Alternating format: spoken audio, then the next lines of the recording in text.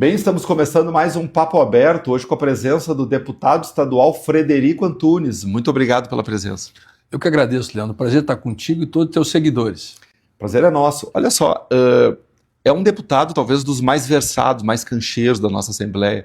É a quinta, sexta legislatura já? É a sétima. Sétima legislatura. Sétima de deputado, né, Leandro? Porque eu sempre falo da primeira, que a primeira é o início da nossa atividade, e eu considero a eleição municipal, para o legislativo municipal, a mais difícil, porque tu tens muitos conhecidos, parentes, vizinhos, amigos que também são candidatos contigo.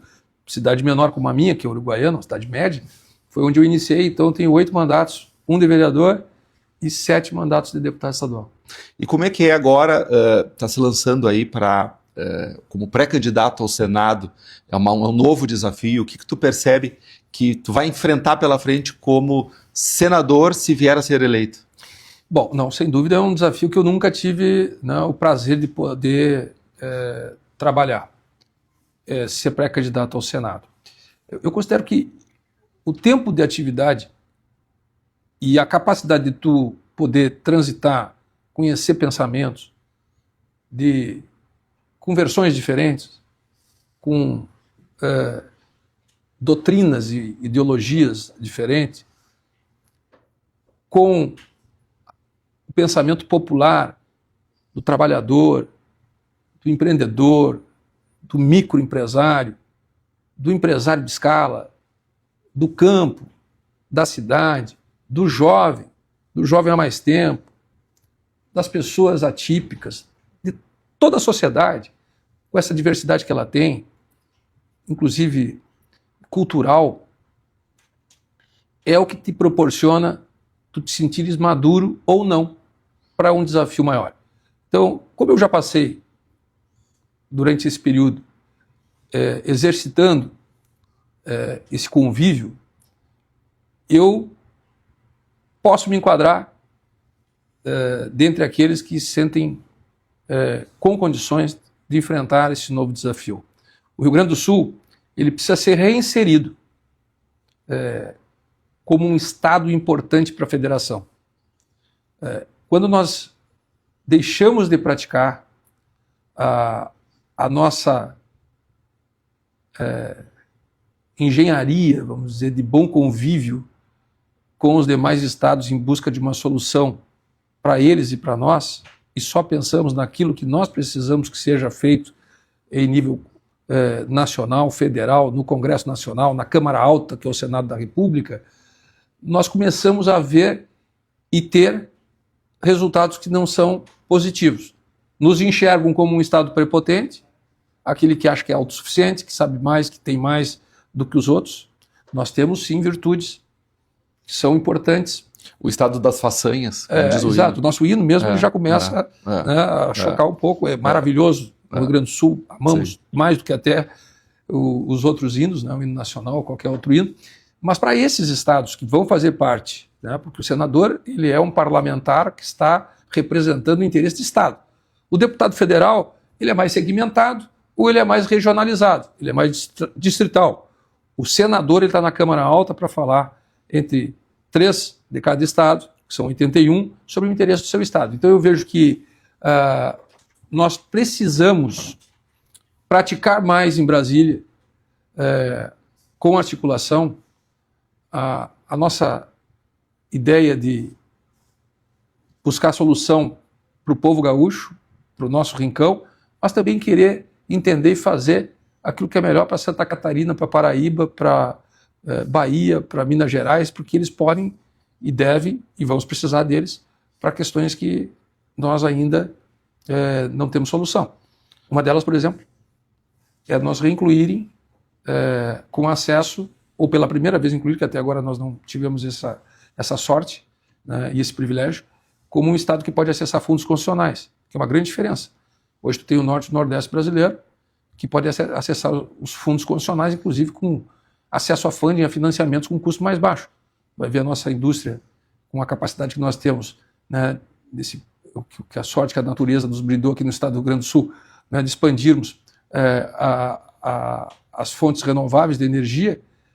Por que nós temos todos esses projetos de eólica, fotovoltaica, etc., e outras áreas, hidrogênio verde, né? o biocombustível, o bioetanol. Por que nós não temos acesso a financiamentos para poder atrair investidores para poder botar em prática esse projeto? Porque o funding que nós temos é diferente do funding do Ceará, o funding da Bahia, porque ele é coberto pelos fundos convencionais, então tem um custo mais baixo. Então nos retira a possibilidade de atrairmos investimentos com bases que nós temos de fornecimento de matéria-prima que são fundamentais. Estou falando de uma área, energia, poderia falar em outras áreas, que também nós temos essa capacidade. Sombreado a isso, nós temos a faixa de fronteira. O Rio Grande do Sul tem 40% do seu território sob a faixa de fronteira, que é, né, por dispositivo constitucional, aquilo que coloca em toda a faixa de fronteira do Brasil com os demais estados vizinhos da América Latina, 150 quilômetros com uma disciplina diferente do resto do território. Ali não pode algo que dentro pode. Por quê? Por uma questão de segurança nacional.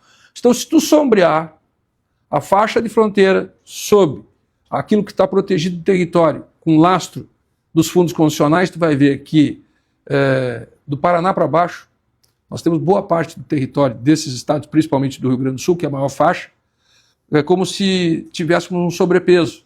Vou imaginar nós dois ou pessoas do mesmo peso, mesmo tamanho, correndo uma maratona.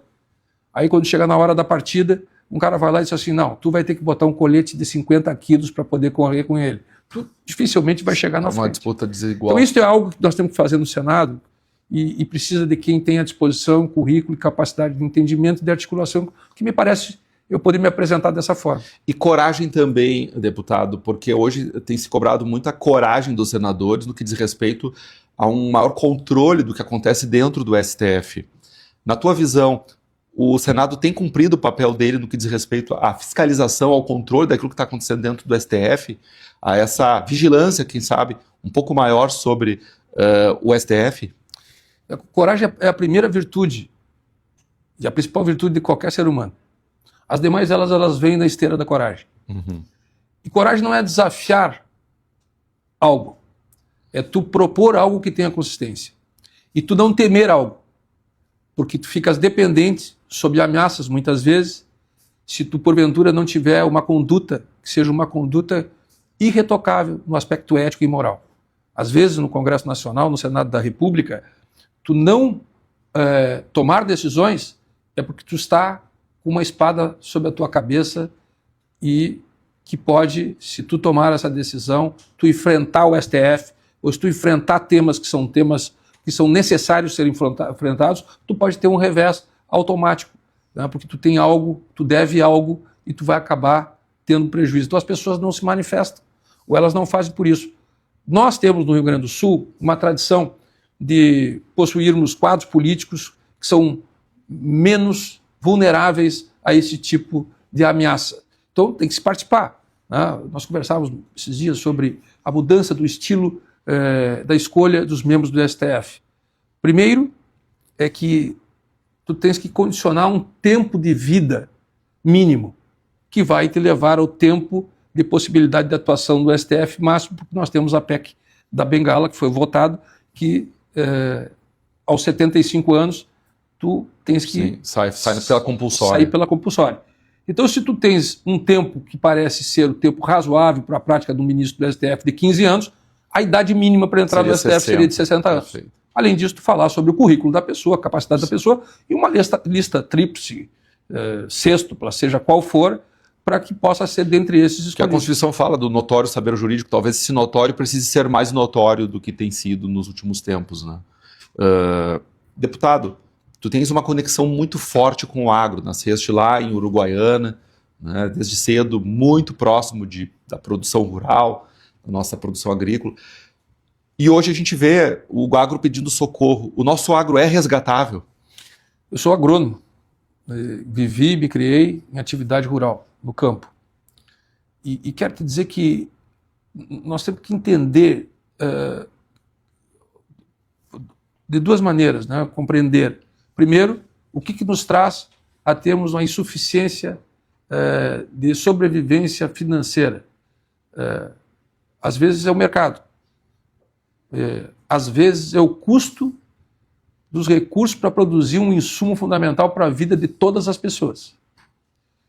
E às vezes são os reveses climáticos.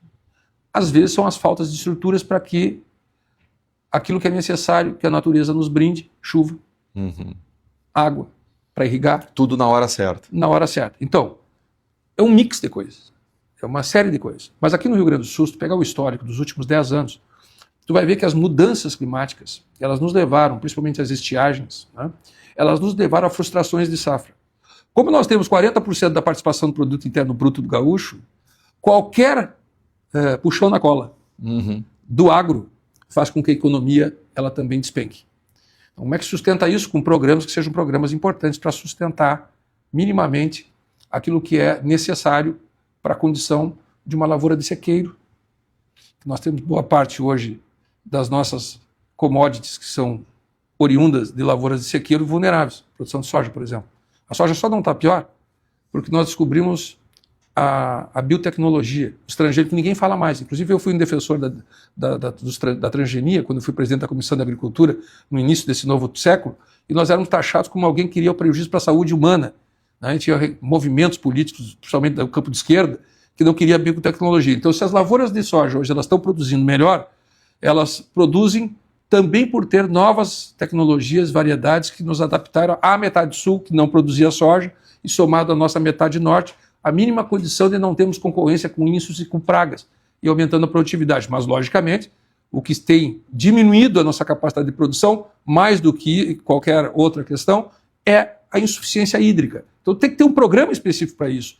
Tu tens que ajudar, o Estado tem que ser parceiro em levar aos nossa cadeia produtiva instrumentos que viabilizem a implantação da segurança maior, do seguro maior da atividade rural, que é a capacidade hídrica para sustentar suas culturas.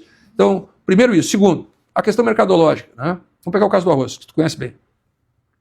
Nós temos hoje uma diminuição de consumo.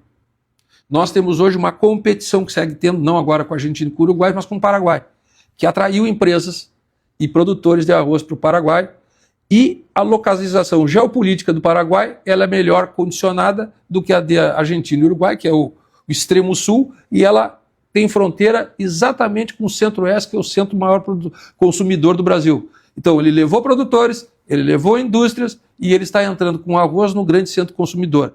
Nós estamos tendo um achatamento de consumo, está se diminuindo o consumo de arroz, então nós temos que vender mais o produto arroz como um produto saudável e importante, que estamos fazendo com o IRGA, o Instituto Rio Grandense do Arroz.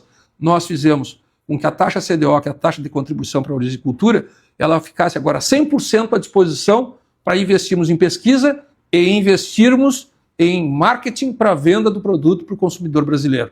Então, essa concorrência com o Paraguai, nós temos que fazer um limitador, né, que é um limitador máximo de entrega de ingresso de mercadorias no mercado brasileiro.